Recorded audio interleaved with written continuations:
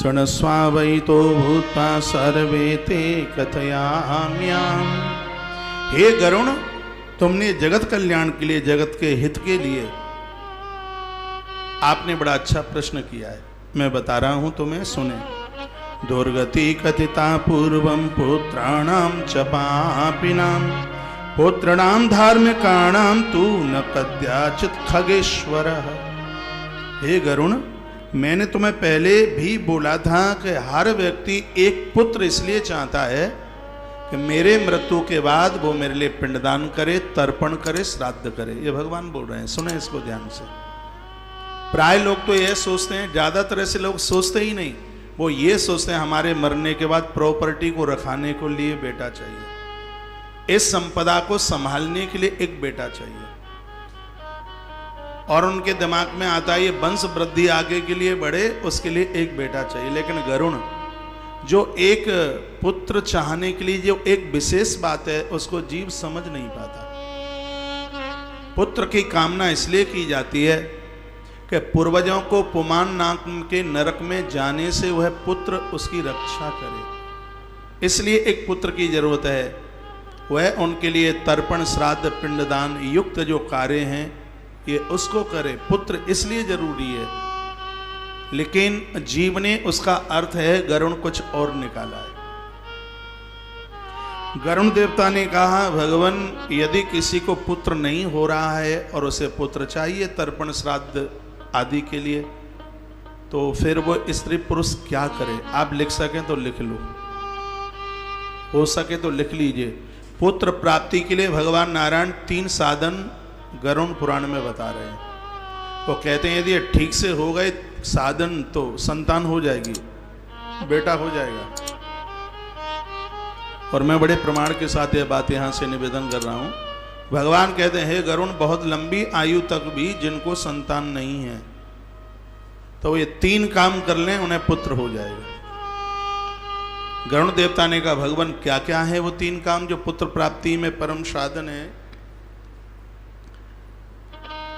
लिख ले वो, ये पता नहीं बाद में हमें ध्यान दो कि नहीं। तो भगवान वो तीनों काम बताते हैं, कहते हैं कि हरिवंश कथां श्रुत्वा सतचंडी विदानता भक्त्या श्री शिव आराध्य पुत्र उत्पादयेत् सुधी। अर्थ समझ में आ गया होगा। लिखा है कि जिनको संतान नहीं है, उम्र भी ज्यादा हो रही है, विवाह को बहुत बड़ा टाइम हो गया, हे गरुण, यदि वह स्त्री और पुरुष संतान की पुत्र की लालसा में है तो मैं 3 काम बता रहा हूं। भगवान खुद बोले, हरिवंश कथां श्रुत्वा सतचंडी विदानत भक्त्या श्री शिवम् आराध्य पुत्र उत्पादयेत् सुधी।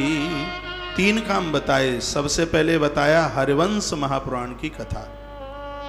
ये गरुण पुराण में भगवान नारायण कह रहे हैं, कार्तिक मास में हरिवंश पुराण की कथा। दूसरा है सतचंडी विधानतः, 108 पाठ दुर्गा सप्तशती के, रोज हवन यज्ञ किया जाए, रोजाना आहुति डाली जाए दुर्गा पाठ से।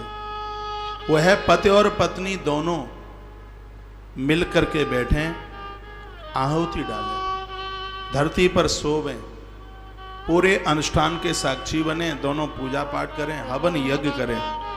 जितनी देर तक ब्राह्मण पाठ कर रहे हैं पास में बैठ करके उस पाठ को सुने भी।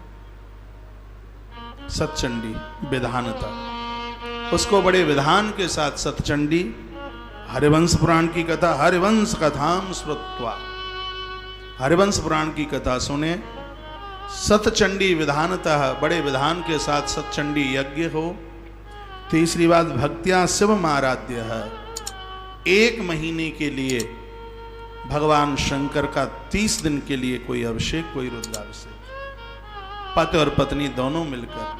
वो लोग जो महादेव के विरोधी हैं सुने, भगवान नारायण खुद कह रहे हैं कि शंकर की कृपा से घर में पुत्र का जन्म होता है, महादेव की कृपा से, दुर्गा माँ की कृपा से घर में पुत्र का जन्म होता है, और भगवान नारायण की कृपा से घर में संतानोत्पत्ति होती है।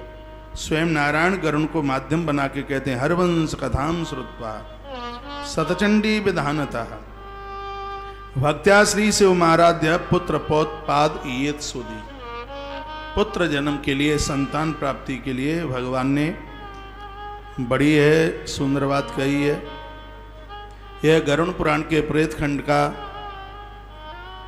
7वां अध्याय है, 7वां अध्याय है उसका। यह प्रश्न नंबर है 859, 859। आपके घर हो किताब, संस्कृत में है, तो इसका ये श्लोक नंबर है 8। ये भी लिख लीजिए, श्लोक नंबर 8। उसमें भगवान कहते हैं 3 काम भगवान ने बताए। भगवान कहते हैं कि जिसको अपने इस श्राद्ध पितृ कर्म के लिए एक संतान की जरूरत है तो वह यह काम करे। पुण्णाम्नो नरकादियशात् पितरं त्रायते सुत तस्मात् पुत्र इति प्रोक्ता। ये जितने भी पुत्र मुझे सुन पा रहे हैं धरती पर, जितने भी ये पुत्र हैं, उनके लिए भगवान कहते हैं कि तस्मात् पुत्र इति प्रोक्ता। पुत्र उसी को कहा जाता है जिसने अपने पूर्वजों को तारने के लिए श्राद्ध कर्म किया है।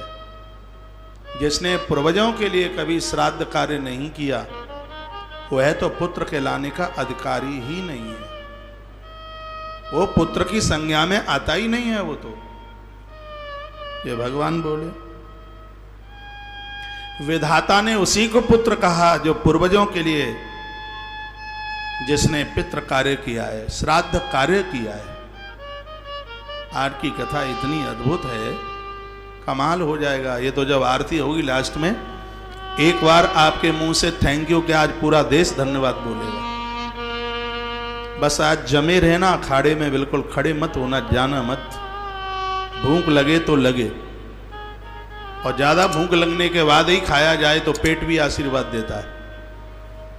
हाँ जी, भूख लगेगी। मैंने भी कुछ नहीं लिया, ऐसे ही चलेगी गाड़ी सूखी, लेकिन गाड़ी ऐसी है, ऐसा इंजन है कि रिंग पिस्टन चिपकेंगे नहीं, हमें विश्वास है। सुनते रहिए। एकोपि पुत्रो धर्मात्मा सर्वतार्यते कुलम। बिल्कुल जरूरी नहीं है कि 10 हो, एक पुत्र 100 के ऊपर है यदि वो लायक है तो। एकोपि पुत्रो धर्मात्मा, लिखा है यदि खानदान में एक पुत्र हो गया धर्मात्मा तो सर्वम तार्यते कुलम, वो संपूर्ण कुल का तारण कर देता है।